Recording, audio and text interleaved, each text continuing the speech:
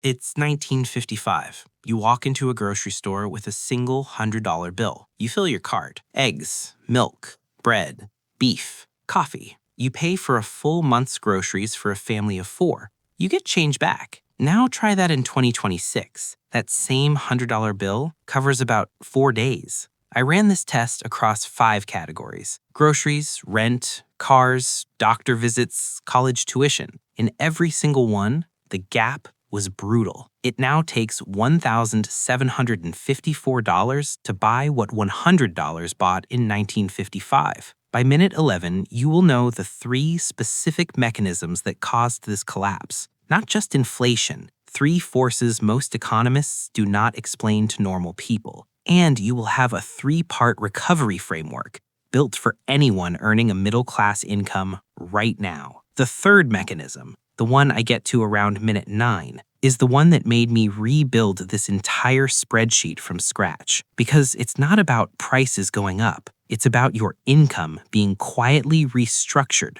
Okay, so I started this project because a friend, Dave, works in logistics, makes about $78,000 a year, said something that stuck with me. He said, "I make 3 times what my dad made, and I have less." I thought he was exaggerating, so I pulled the data. I went back to 1955 and priced out exactly what a $100 bill could get you, category by category. And honestly, Dave was being generous. Here's the thing. When people say the dollar lost value, it sounds abstract, like a thing that happened to the economy. But it didn't happen to the economy. It happened to your paycheck, your specific paycheck. If you earn between $55,000 and $130,000 right now, this is your story, not your grandparents' story, yours. So let's do this properly. 1955, $100. What did that actually look like? Groceries first. A gallon of milk cost about 92 cents. A dozen eggs, 61 cents. A pound of ground beef, around 35 cents. A loaf of bread, 18 cents. You could feed a family of 4 for a full month on roughly $60. That left you $40. In 1955, that wasn't pocket change. That was power. Rent. The median monthly rent in the US was $42. Not a typo. $42 for a 2-bedroom apartment. Yeah, I checked it twice. A new base model car cost around $1,900. A doctor visit ran about $3 to $5. And one semester at a state university, about $50. So $100 in 1955 was not just money. It was a month of groceries, 2 months of rent, or an entire semester of college. That was middle-class stability. Real, tangible, in-your-hands stability. Now, this is the part most people miss. It is not just that prices went up. Prices always go up. The question is what happened to the ratio between what you earn and what things cost. Stay with me on this. Same cart, same items. 2026. A gallon of milk now runs about $4.15. A dozen eggs, and I know you have seen this, hovering around $4.80 in most of the country. That one surprised me too. 5 times the 1955 price? Try almost 8 times. A pound of ground beef, $5.60. A loaf of bread, $3.50. That same grocery run that cost $60 in 1955, it's now north of $850 for a family of 4 per month. And it gets worse. Median rent for a 2-bedroom apartment hit $1,430 per month nationally. In major metros, you're looking at $2,100 or more. Remember that $42 number? From $42 to $1,400. That's not a 34 times increase. That's a fundamental restructuring of what it means to have a roof. A new base model sedan, $32,000. That's not a luxury car. That's the cheap one. A single doctor's visit without insurance is $250 to $350, and one semester at a state university is over $5,400. I almost didn't believe the college number, so I pulled it 3 different ways. Same result every time. Here's the thing. If wages had kept the same ratio to these costs, the median household income in 2026 would need to be around $135,000. You want to know what it actually is? Roughly $80,000. There's a $55,000 gap between where you should be and where you are, and nobody handed you a memo explaining why. If you're in your 30s or 40s right now, this is not ancient history. This is the math behind the feeling you've had for years. The feeling that you're doing everything right and it's still not enough. Okay, this next part surprised me because when I started digging into why, not just that prices went up, but why they went up faster than your income, I found 3 mechanisms, and only one of them is what you think. Mechanism 1, monetary expansion, which just means the government printed more dollars. Since 1955, the M2 money supply, the total amount of dollars circulating including savings, went from about $300 billion to over $21 trillion. Let that number breathe. 300 billion to 21 trillion. That is a 70 times increase in the number of dollars chasing the same goods. Think of it like this. You are at an auction. In 1955, there are 10 people bidding with $10 each. The house sells for a fair price. Now there are 10 people bidding with $700 each. The house did not get better. The money got weaker. And this is where someone says, but wait, the economy grew too. More goods, more services. Shouldn't that offset the extra money? Right, it should. And it partially did. GDP grew about 25 times since 1955, but the money supply grew 70 times. That gap, that is the silent tax on your savings account. Now, here's what's wild. The people who catch this early, who understand that cash sitting in a bank is not safe, it's slowly evaporating, they start making different moves. We're talking about preserving decades of earning power, not theoretically, mathematically. But there's a catch nobody mentions, and that's Mechanism 2. Mechanism 2, the debt-to-income squeeze. In 1955, total household debt in America was about $131 billion. By 2026, it crossed $17.9 trillion. And it gets worse. In 1955, the average household spent about 20% of its income on debt payments. Now, that number sits closer to 36% for middle-income families. So your $100 in 1955 was truly yours. Almost all of it went to living. In 2026, 36 cents of every dollar goes to servicing debt before you buy a single egg. If you're carrying a mortgage, a car payment, and student loans right now, this is the part where the math gets personal. Hold on to these 2 mechanisms. We're coming back to them. Because the third one, the one at minute 9, is the one that made me redo this entire calculation. So here's what we know so far. A $100 in 1955 bought a full month of groceries, 2 months of rent, or a college semester. That same purchasing power now requires $1,754. 2 forces, monetary expansion and the debt-to-income squeeze, explain most of the gap. But everything we've covered so far is the surface layer. The third mechanism is the one that determines whether your income actually recovers or keeps falling behind for the next 20 years.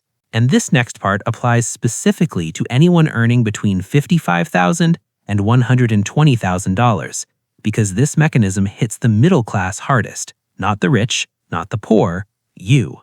This is the part where I got angry. Mechanism 3. Benefits erosion, the quiet replacement of employer-covered costs with employee-covered costs. In 1955, if you had a middle-class job, your employer paid for your health insurance fully. Your pension was funded by the company. Your job stability was measured in decades. Those were not perks. They were standard.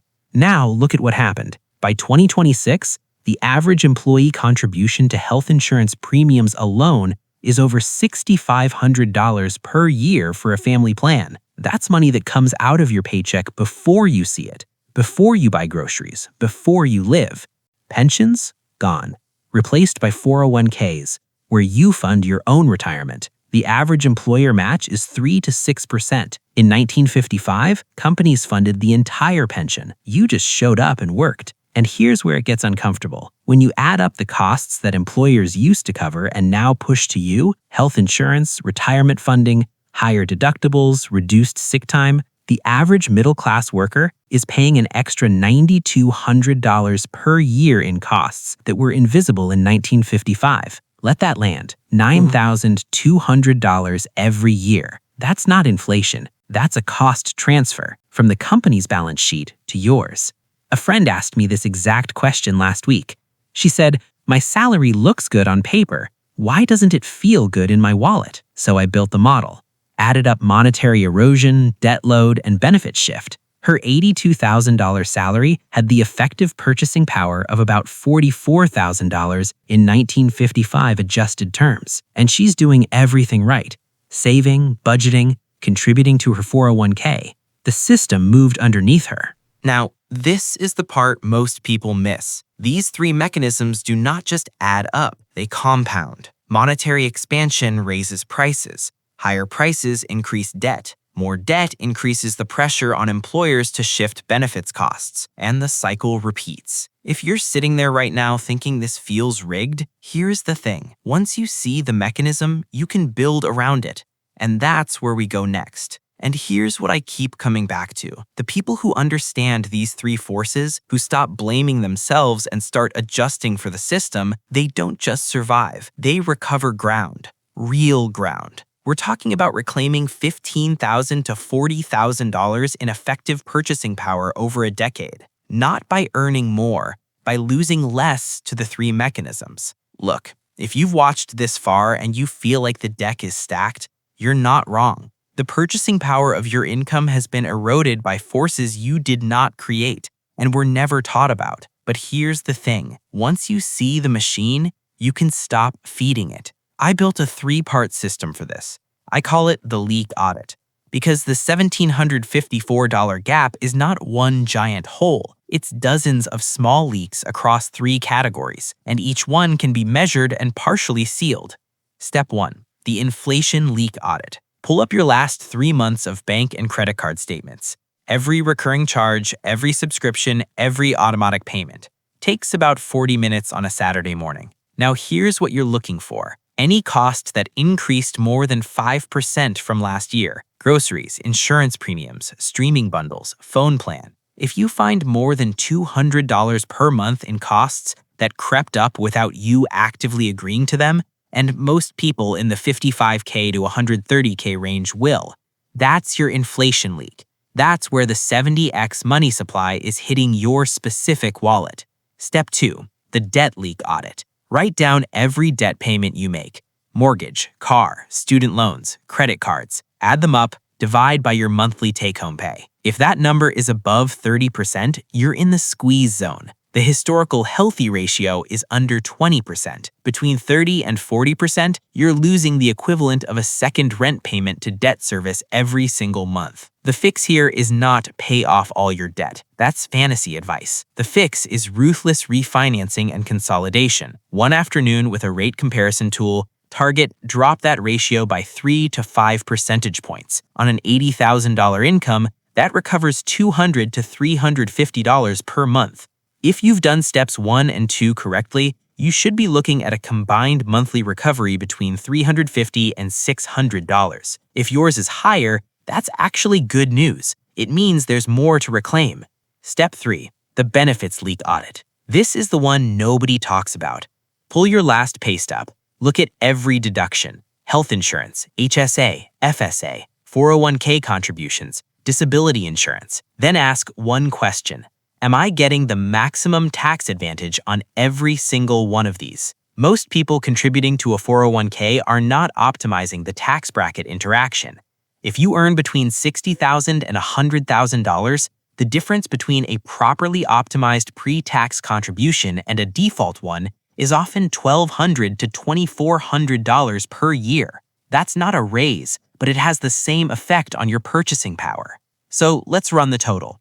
If you execute all 3 steps, seal the inflation leak, compress the debt ratio, and optimize the benefit structure, the average recovery for someone earning $70,000 to $100,000 is between $5,400 and $9,600 per year. Over a decade, with that money redirected into even a basic index fund averaging 7% returns, you're looking at $75,000 to $132,000 in recovered wealth. That won't erase the $1,754 gap entirely. Nothing will. But it claws back a significant portion of what the three mechanisms are taking. This is the difference. Most people will watch this and go back to scrolling. They'll feel the frustration and let it fade. But you, the fact that you're still here at minute 13, you're not most people. You're the type who runs the numbers, who prints the statements, who actually does the audit. The $100 bill from 1955 is gone. You can't get it back, but you can stop the next 10 years from costing you what the last 10 did. Remember the $1,754 number from the beginning? Now you know it's not random. It's the product of three specific forces: monetary expansion, the debt squeeze, and benefits erosion. And now you have the framework to fight back. We talked about 401k optimization today, but there's one layer I couldn't cover in this video: the tax bracket cliff that activates the year you actually start withdrawing. Most people don't see it until they're already in retirement. That's the next video, and it changes the math on everything we covered today. If this is the kind of math nobody else shows you, subscribe. I publish 5 times a week, and the next one drops soon.